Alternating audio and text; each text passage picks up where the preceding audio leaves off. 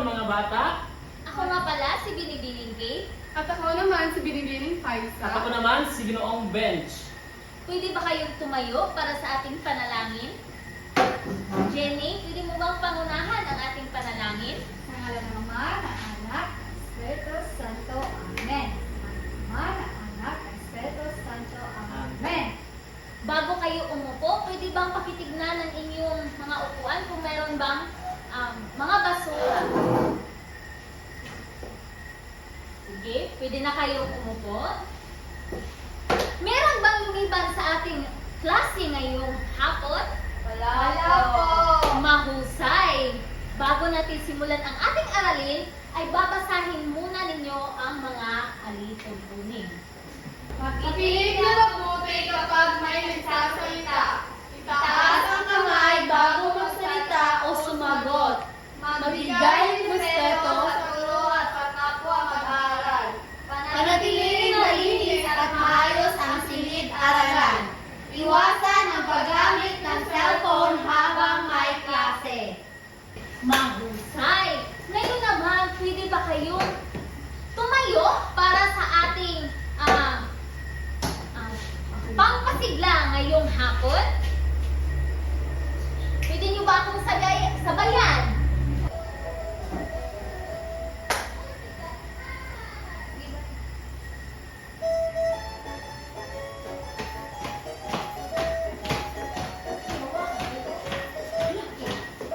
Kung ikaw ay masaya, tumawa ka. Ha! Ha! Kung Ikaw ay masaya, tumawa ka. Ha! Ha! Kung ikaw ay masaya, buhay mo'y masigla. Kung ikaw ay masaya, tumawa ka. Ha! Ha! Kung ikaw Ngayon, tayo ay magbalik-aral. May naalala ba kayo kung ano ang ating tinalakay kahapon? Ikaw nga, Maricar? Mahusay! Ang ating tinalakay kahapon ay patungkol sa pandiwa at pang-abay. Ano ang napulot ninyong aral sa ating tinalakay kahapon? Ikaw nga, Jenny? Mahusay! Ngayon, pwede ba kayong magbahagi ng inyong natutunan kahapon sa inyong kapwa? Sige, ikaw nga, Maricar. Magaling! Ngayon, para sa ating pangkatang gawain, ngayon ay ibibigay ko kang Binibining Faisa para sa mga panito. Nadako naman tayo sa ating mga aktibidad. Handa na ba kayo mga mag-aaral? Opo, Binibining. Mahusay. Hahatiin ko kayo sa 4 na pangkat. Ang unang pangkat, ikalawang pangkat, ikatlo, at ang huli na pangkat ay ika-4. Ang unang pangkat, ang panuto ay, ang pamagat ay ihulog mo ako. Ang panuto nito ay maghulog ng bola sa kahon. Tingnan kung saan ito babagsak, sa pangalan ba o sa panghalip. Pagkatapos, magbigay ng halimbawa batay kung saan ito nahulog.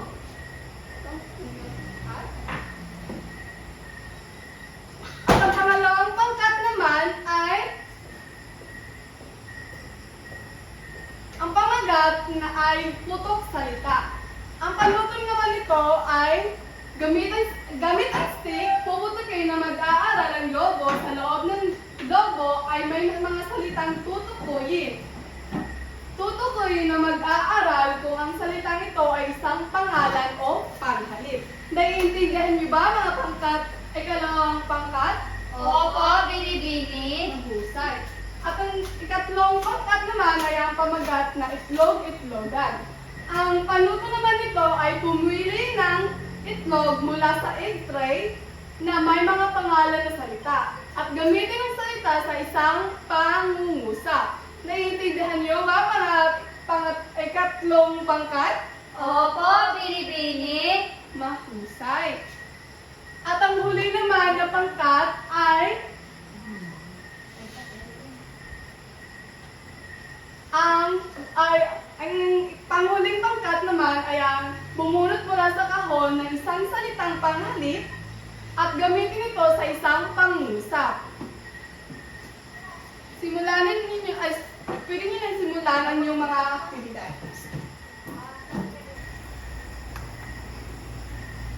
Panghalip. Magbigay ng halimbawa ng panghalip. Siya. Mahusay. Pangalan. Aso. Mahusay. At sa pangalawang pangkat naman, maaari ka bang tumayo at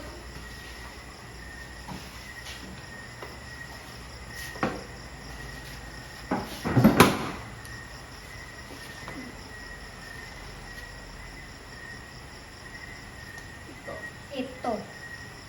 ito ba ay panghalip o pangalan? Panghalip. Mahusay. At pangalawa naman ay maaari buwang putukin.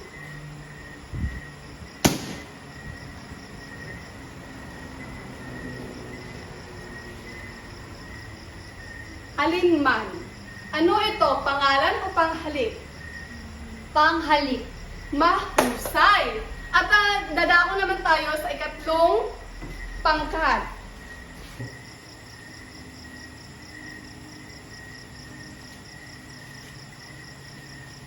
Pasko. Magbigay ng Pangusap. pangusap nito. Kami ay nagdidiriwang tuwing Pasko. Mahusay. At kung bumunot ka naman ng ikalawang itlog, Nabunturan. Ako ay nakatira sa nabunturan. magaling! Bigyan natin siya ng 5 bagsak. 1, 2, 3, 4, 5. At ngayon naman, dito naman tayo sa panghuling pangkat. Next slide. Tayo ay magkakasama-sama. Mahusay! Pangalawa naman na salita. Saan tayo pupunta? Bigyan natin si Jane ng 3 bagsak. 1, 2, 3. At ngayon naman, ay may idea ba kayo kung anong tatalakayin natin ngayong hapon? Wala po. Ang ating tatalakayin natin ngayong hapon ay ang pangalan at panghalip. Pero bago natin tatalakayin ay maaari niyo bang basahin ang ating mga layunin? Ang una ay Nakakilala ang pangalan at panghalip. pangalawa, Nagagamit ng wasto ang pangalan at panghalip tungkol sa sarili, mga tao, hayop, lugar, bagay at pangyayari. At napapahalagahan ang wastong paggamit ng pangalan at panghalip sa pamamagitan ng mga aktibidad. at ngayon naman ipagpapatuloy ni Ginoong Bench ang ating mga talakayan. Okay? At ngayon dahil nasimulan na ni Binibining Paisa na ibahagi ang ating talakayan, siguro ay ipagpapatuloy ko na lamang. Ang ating talakayan ay pangalan at panghalip. Ang pangalan, pakibasa.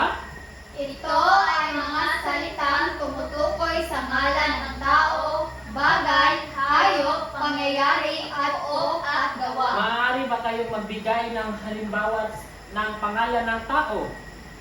Bench. Mahusay. Ano pa? Pangalan ng hayop. Cat. Cat. Sa English, kung sa Filipino ay Pusa. pusa, mahusay. At ngayon naman, dadako tayo sa dalawang uri ng pangalan. Una, ang pangalang pantangi. Ang pangalang pantangi ay tumutukoy sa mga tangi o tiyak na ngalan ng isang tao, bagay, hayop, lugar at pangyayari. Nagsisimula ito sa malaking titik. Halimbawa nito ay mga pangalan ninyo. Like, ikaw, Jamie, Maricar, ako, Bench. Para naman sa bagay, meron tayong mga katulad lang nitong TV. Ang TV na galing sa brand na is TCL. Meron ding TV na galing ng Samsung, LG at iba pa. Katulad ng sa hayop naman, sa mga pusa, meron ding Siamese, Persian at iba pa. At sa lugar, meron din naman tayong kung saan kayo nakatira. sa Monte Vista ba, sa Nabunturan, Mawag at iba pa. Para naman sa pangyayari, maaari ba kayong magbigay? Mahusay. Para naman sa pantangi, katulad na lamang ng inyong mga kaarawan. Kailan ang inyong kaarawan? Jamie? March 23, 2006. Mahusay. Yan ang isang halimbawa ng pangalang pantangi para sa pangyayari. Ngayon naman, para sa ikalawang uri ng pangalang pangalan, ito ang pangalang pambalana. Ang pangalang pambalana ay tumutukoy sa pangkalahatan o general na ngalan ng tao, bagay, hayop, lugar at pangyayari. Maliit na titik ang simula sa mga salitang ito. Halimbawa, ang ibon ang paboritong alaga ng aking kapatid. Ang ibon ay ang general na termino para sa para sa mga hayop. O pwede din namang aso. Yun din naman ay general na termino para sa mga hayop. Pangalawa, gusto ko na uminom ng gatas. Ito naman ang general na termino o pangkalahatang termino para sa atin mga tao. At sa pangatlo naman, katulad din ng pangalawang halimbawa, ito ay ang general o pangkalahatang termino para sa ating mga tao, o para sa ating sarili. Ngayon naman, dadako tayo sa panghalip. Ang salitang panghalip ay humahalili sa pamalit sa ngalan o pangalan na naggamit na sa parehong pangungusap o kasunod na pangungusap. Halimbawa, meron tayong apat na uri ng panghalip. Ito ang panghalip na panao, ginagamit bilang panghalili sa ngalan ng tao. Ito ay ako, akin, ikaw, ka, mo, iyo, siya, at niya. Yan ang mga halimbawa ng mga salitang ginagamit bilang panghalili sa ngalan ng tao. Maaari ka bang magbigay ng halimbawa, Maricar? Mahusay. Ngayon naman, Jenny, maaari ka bang magbigay? Siya ay maganda. Mahusay. Ngayon naman, para sa pangalawang uri ng panghalip, ito ang panghalip pamatlig. Ginagamit bilang panghalili sa ngalan ng tao, bagay at iba pang itinuturo. Ang mga halimbawa nito ay ito, iyan, iyon, nito, niya, noon, dito, diyan, at doon. Halimbawa, magbibigay ako ng isang pangungusap. Base sa halimbawa natin dito, tinuruan niya ang mga bata. Pangalawa, gusto ko ito dahil kulay rosas. Diyan sa mesa ilagay ang papel. Maaari ba kayong magbigay ng mga halimbawa? Jenny, maaari ka bang magbigay ng halimbawa? Dito ako nakatira. Mahusay. Dito ako nakatira ay isang tamang halimbawa ng pangungusap tungkol sa panghalip na pamatlig. Ngayon, pupunta naman tayo sa ikatlong uri ng panghalip. Ito ang panghalip panaklaw. Tawag sa panghalip na sumasaklaw sa kaisahan, dami o kalahatan ng tinutukoy. Ang halimbawa nito ay isa, iba, lahat, anuman, alinman, at sinuman. Ang mga halimbawa naman nito ay lahat ng mag-aaral ay nakinig sa guro. Ibig sabihin kayong lahat ay nakinig sa akin. Pangalawa naman, alinman sa mga pagsubok ay kayang solusyonan. Ibig sabihin ng alinman ay marami, kung ito ba ay isang problema o dalawa, yun ay ang general na o ang pangkalahatang terminal ay alinman. Sa pangatlo naman, lahat ng mga bata ay masaya sa kanilang field trip. Ibig sabihin kayong lahat, yun ay yun ang pangkalahatang termino.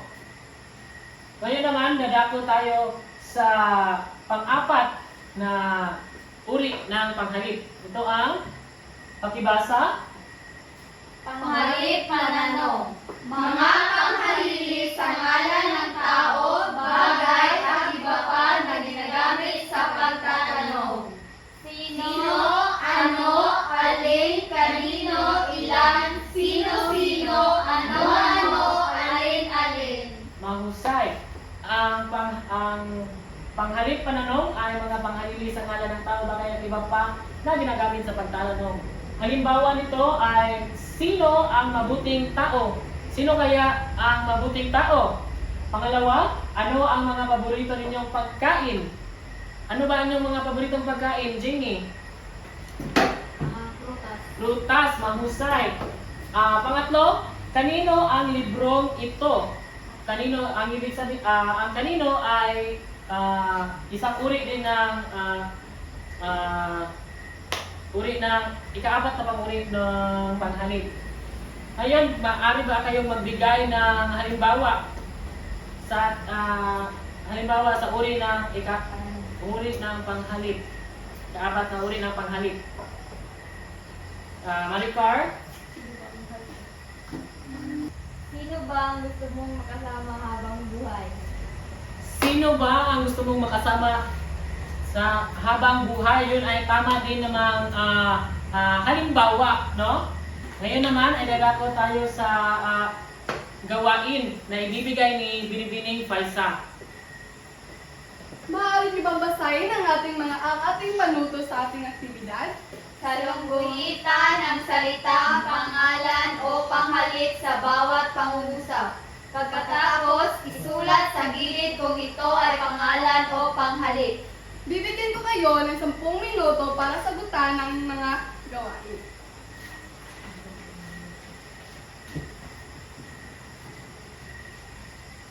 Tapos na ba kayo? Wala pa po.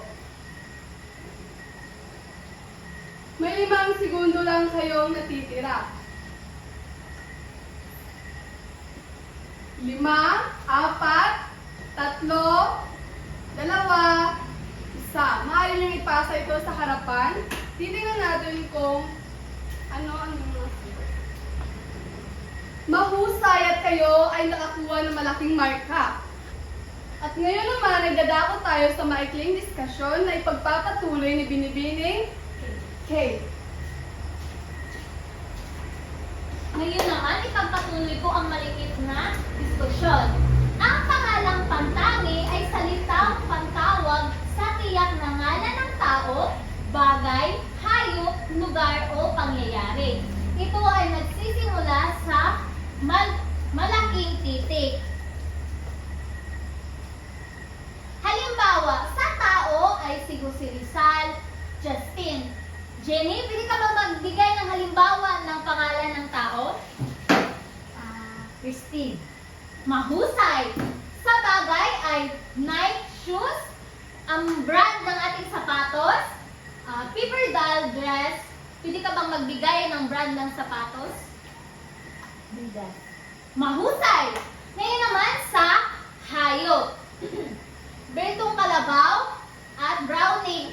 Ang brownie ay pangalan ng aso. Pwede ka bang magbigay, Jenny, ng pangalan ng aso? Whitey. Magaling. Ang pang-apat, ang pangalang konkreto o tahas. Ito ay ngalan ng mga bagay na nakikita o nahahawakan. Halimbawa, aklat, misa, sabon, mangga at upuan. Ikaw, Maricar, pwede ka ba magbigay ng isang bagay na mahahawakan? Pencil pen. Mahusay. Pangalang di konkreto o basal. Ito ay salitang pantawag na may kinalaman sa ating emosyon o damdamin. Halimbawa, lungkot, hapdi, talino at ligaya. Ikaw, Jenny, pwede ka ba magbigay ng klase ng emosyon? Masaya. Magaling. Ang pangalang lansakan. Ito ay pangalang pangkatan. Halimbawa, langkay, dosena, kumpol, batalyon, o buwig. Ikaw, Maricar, pwede ka bang magbigay ng isang halimbawa? Magaling. Sa ating susunod na gawain ay magbibigay ang guro o magbibigay ako ng salitang pangalan o panghalip. Paunahang isulat ng mga mag-aaral ang sagot sa kanilang illustration board at itaas ito pagkatapos sumagot.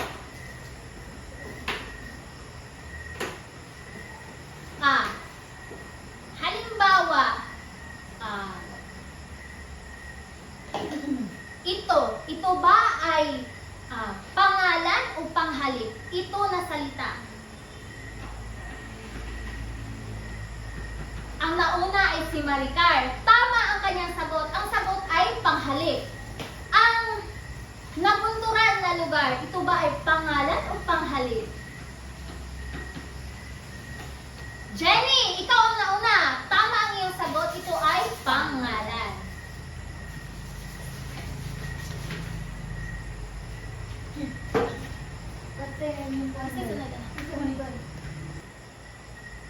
Sa susunod nating gawain, ang bawat bata ay bibigyan ng mga individual na litra.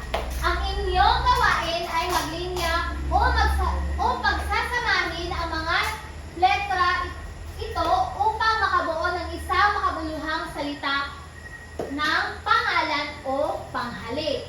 Pagkatapos mabuo ang salita, kailangan ninyong gumawa ng isang pangungusap na ginagamit ang salitang inyong nabuo. Naintindihan ba? Opo, Bini-Bini. Sige, pwede ba kayong pumunta dito sa harap?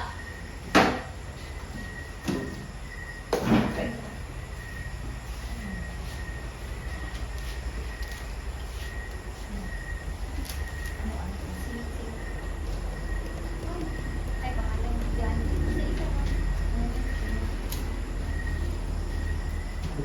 Ito, yan. Yan na ba yan? Yan na. Sino si Yana? Ano ba ang iyong nabuo na salita? Ito ba ay pangalan o panghalip? Panghalip. Pwede ka bang magbigay ng pangungusap sa sino na salita?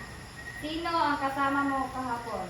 Mahusay, pwede mo bang idikit sa ating pisara?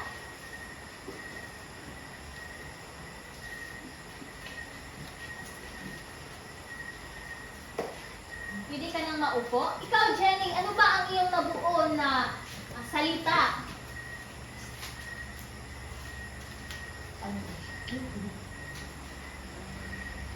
Ano yan? Yana. Ang yana, ito ba ay pangalan o panghalip? Pangalan. Pwede ka bang magbigay ng pangungusap sa yana na salita? Mabilis lumangoy si Yana. Mahusay, pwede mo bang idikit sa ating pisara?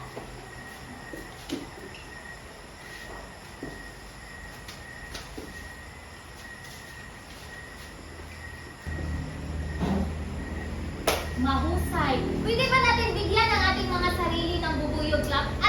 Alam ba ninyo kung paano gawin ang bubuyog clap? Hindi po. Pwede nyo ba pwede ba kayong tumayo at sabayan ako? 1, 2, 3. Mahusay, pwede na kayong umupo. At ngayon ay ipapatuloy ni Binibining Paisa ang mga aktibidad. Maaari niyo bang basahin ang ating panuto sa isang laro natin? Ang guro ay nasa gitna ng bilog na formasyon ng mga mag-aaral at patalbugin ang bola ng volleyball. Sa bawat talbog ng bola, sabay-sabay na magpapalakpak ang mga mag-aaral. Ang mga mag-aaral na mali ang timing ng palakpak ay kailangan magbigay ng isang halimbawa ng pangusap. Naiintindihan niyo ba ito? Opo! Maaari na kayong tumayo dito.